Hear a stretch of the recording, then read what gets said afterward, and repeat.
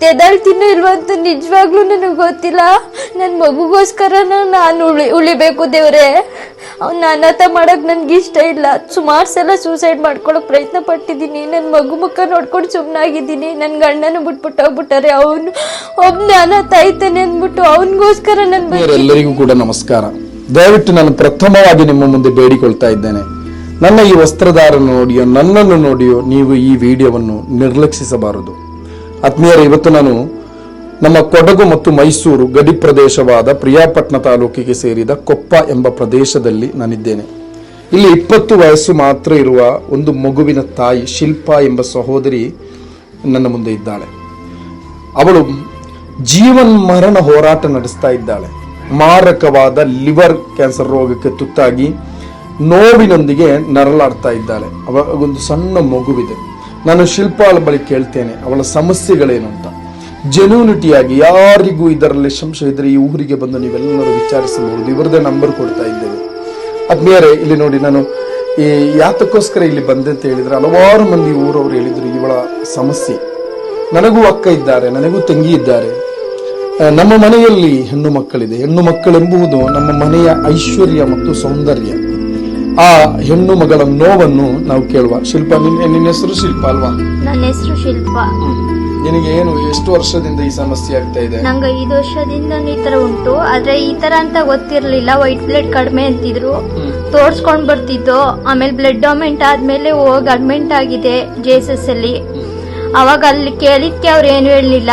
ಅದಕ್ಕೆ ತೋರ್ಸೇ ಬಿಡದ ಅನ್ಬಿಟ್ಟು ಅಪೋಲೋ ಆಸ್ಪತ್ರೆಗೆ ಹೋಗಿ ತೋರಿಸ್ತು. ಅವ್ರು ಈ ತರ ಉಂಟು, ಈ ತರ ಆಗುಂಟು, ಬೇಗ ಅಡ್ಮಿಂಟ್ ಆಗಿ ದೊಡ್ಡ ಅಮೌಂಟ್ ಬೇಕು ಅಂತ ಹೇಳ್ತಿದ್ದಾರೆ. ಪ್ಲೀಸ್ ನನ್ನ ಮಗುಗೋಸ್ಕರ ನನ್ನ ಉಳಿಸ್ಕೊಡಿ ಪ್ಲೀಸ್. ನಾನು ದೇವ್ರನ್ನ ಬೇಡ್ಕೊಳ್ತೀನಿ. ರಾತ್ರಿ ಮನಗುವಾಗ ನಾನು ಬೆಳಗ್ಗೆ ಎದ್ದಾಳ್ತೀನೋ ಅಂತ ನನಗೆ ಡೌಟು.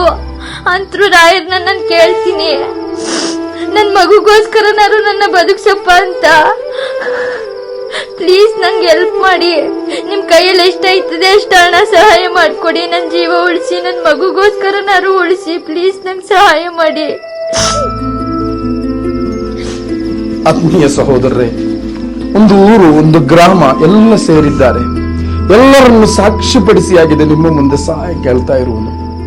ಆತ್ಮೀಯರೇ, ನನಗೆ ಯಾವ ರೀತಿ ವಿವರಿಸಬೇಕು ಅಂತ ಗೊತ್ತಿಲ್ಲ. ನನ್ನ ಬಳಿ ಶಿಲ್ಪ ಹೇಳಿದ ಒಂದು ಮಾತು ಬಾರಿ ನಾನು ಯೋಚನೆ ಮಾಡಿದ್ದೇನೆ. ನೀನು ಹೇಳಿದ ಸುಮಾರು ಸಲ ಹೋಗಿದ್ದೀನಿ ಆತ್ಮಹತ್ಯೆ ಮಾಡ್ಕೊಳಕ್ಕೆ. ನನ್ ಮಗು ಅವನಿಗೆ ಅಪ್ನ ಬರ್ತಾನೆ. ಅವನ ಬಿಟ್ಬಿಟ್ಟು ಹೋಗ್ಬಿಟ್ರೆ ಅವ್ನು ನನ್ನ ತಾಗಲ್ವಾ? ಅದಕ್ಕೋಸ್ಕರ ಅವನಿಗೋಸ್ಕರ ನಾನು ಬದುಕಿದ್ದೀನಿ.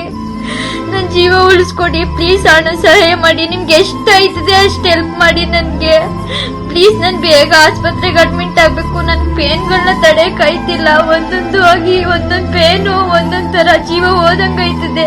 ಪ್ಲೀಸ್ ನನ್ಗೆ ಸಹಾಯ ಮಾಡಿ. ಆತ್ಮೀಯರೇ, ನನ್ನ ಬಳಿ ಹೇಳಿದ್ದು, ಗುರುಗಳೇ, ನಾನು ಹಲವಾರು ಬಾರಿ ಆತ್ಮಹತ್ಯೆ ಯೋಚನೆಯನ್ನು ಮಾಡಿದ್ದೇನೆ.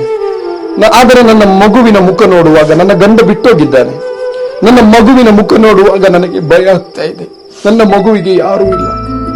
ಆತ್ಮೀಯ ನನ್ನ ಸಹೋದರರೇ, ನನಗೆ ಆ ಮಾತು ಕೇಳುವಾಗ ಏನು ಹೇಳ್ಬೇಕು ಅಂತ ಗೊತ್ತಿಲ್ಲ. 20 ಲಕ್ಷ ರೂಪಾಯಿ ಬೇಕು. ಯಾವ ರೀತಿ ಜಮಾ ಮಾಡಬೇಕು ಅಂತ ಗೊತ್ತಿಲ್ಲ. ಒಂದು ಫೇಕ್ ಅಲ್ಲ. ನನಗೆ ಈ ರೀತಿ ವಿಡಿಯೋ ಮಾಡಿ ನಿಮ್ಮನ್ನು ವಂಚಿಸಿ ನಿಮ್ಮ ಹಣ ಮಾಡಿ ಜೀವನ ಮಾಡುವ ಅವಶ್ಯಕತೆ ಇಲ್ಲ. ನನಗೆ ಯಾವುದೇ ವ್ಯಕ್ತಿಗಳ ಲಾಭಕ್ಕಲ್ಲ, ಒಂದು ಜೀವಕ್ಕೆ ಬೇಕಾಗಿ ಆಗಿದೆ. ಇವತ್ತು 5/8/2024 ಸೋಮವಾರ ನಾನು ಈ ವಿಡಿಯೋ ಮಾಡ್ತಾ ಇದ್ದೇನೆ. ಬೆಳಿಗ್ಗೆ ಒಂದು ವಿಡಿಯೋ ಪೋಸ್ಟ್ ಮಾಡಿದ್ದೆ.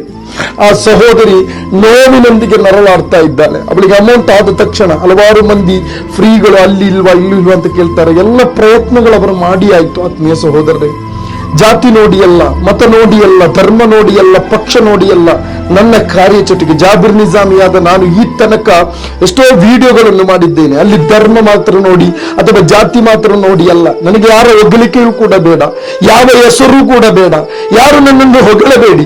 ಆದರೆ ಒಂದು ಜೀವ, ನನಗೂ ನನ್ನ ತಂಗಿ ಇದ್ದಾರೆ, ನನಗೂ ಅಕ್ಕ ಇದ್ದಾಳೆ, ನನ್ನ ಮನೆಯಲ್ಲೂ ಸಮಸ್ಯೆ ಇದೆ, ನನ್ನ ಮಗು ಕೂಡ ಒಂದು ರೋಗಿ. ಆತ್ಮೀಯ ಸಹೋದರರೇ, ನೀವೆಲ್ಲ ಸಹಾಯ ಮಾಡಬೇಕು. ಒಂದು ಜೀವಕ್ಕೆ ಬೇಕಾಗಿ ಮಾತ್ರ ನಿಮ್ಮೊಂದಿಗೆ ಸಹಾಯ ಕೇಳ್ತಾ ಇದ್ದೇನೆ. ದಯವಿಟ್ಟು ಕೈ ಬಿಡಬೇಡಿ.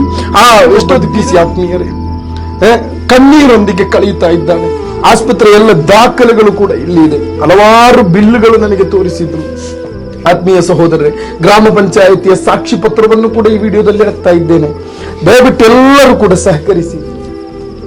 ಆತ್ಮೀಯರೇ, ಇಲ್ಲಿಯ ಪಂಚಾಯತಿನ ಲೆಟರ್ ಕೂಡ ಇದೆ, ಸಾಕ್ಷಿಪಡಿಸಿದ್ದೇವೆ. ಆಸ್ಪತ್ರೆಯ ಎಲ್ಲ ದಾಖಲೆಗಳು ಕೂಡ ಇದೆ, ಎಸ್ಟಿಮೇಷನ್ ಇದೆ. 20 ಲಕ್ಷ ರೂಪಾಯಿ ಬೇಕು. ನಿಮ್ಮ ಮುಂದೆ ಜೆನ್ಯೂನ್ ಆಗಿ ವಿಶ್ವಾಸಯೋಗ್ಯತೆಯಾಗಿ. ಯಾರು ಕೂಡ ಹಲವಾರು ವಿಡಿಯೋಗಳು ಈ ತರ ಫೇಕ್ ಬರ್ತಾ ಇದೆ, ಇದು ಫೇಕ್ ಅಲ್ಲ.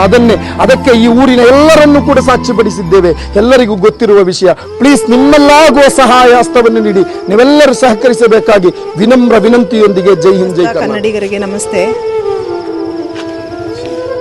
ಮಾತಾಡ್ಲಿಕ್ಕೆ ಆಗೋದಿಲ್ಲ, ಯಾಕೆಂದರೆ ಒಬ್ಬ ಹೆಣ್ಮಗಳು ಕಷ್ಟ. ಯಾಕೆಂದರೆ ನನಗೂ ಒಬ್ಬಳು ಹೆಣ್ಮಗಳಿದ್ದಾಳೆ. ಕಷ್ಟ ಮನೇಲಿ ಯಾರಿಗೆ ಬಂದಿರುತ್ತೆ ಅವ್ರಿಗೆ ಮಾತ್ರ ಗೊತ್ತಿರುತ್ತೆ. ಆ ಹುಡುಗಿ ನೋವೇನಿದೆ ಅಂತಂದ್ಬಿಟ್ಟು ಅವಳಿಗೆ ಮಾತ್ರ ಗೊತ್ತಿದೆ. ಅದರಿಂದ ಯೋಗೇಶ್ ಅಂತ ಕೊಪ್ಪ ಗ್ರಾಮದಲ್ಲಿ ವಾಸವಾಗಿದ್ದೇನೆ. ಇವರು ಈರಾಜ್ ಅಂದ್ಬಿಟ್ಟು ಗ್ಯಾರೇಜ್ ಕೆಲಸ ಮಾಡಿಕೊಂಡು ವಾಸವಾಗಿ ಇವರು ಕೊಪ್ಪದಲ್ಲಿ ವಾಸವಾಗಿರ್ತಾರೆ. ಅವರ ತಾಯಿ ಹೆಸರು ಸಾವಿತ್ರಿ ಅಂತ. ಅವ್ರ ಮಗಳಿಗೆ 20 ವರ್ಷ ಏಜ್ ಆಗಿದೆ. ಅವಳು ಸುಮಾರು ಒಂದು 3-4 ಮಾಡ್ಬೋದಾಗಿ ಕರ್ನಾಟಕ ಜನತೆಗೆ ನಾನು ತುಂಬ ಹೃದಯದ ಧನ್ಯವಾದಗಳನ್ನು ಅರ್ಪಿಸುತ್ತೇನೆ.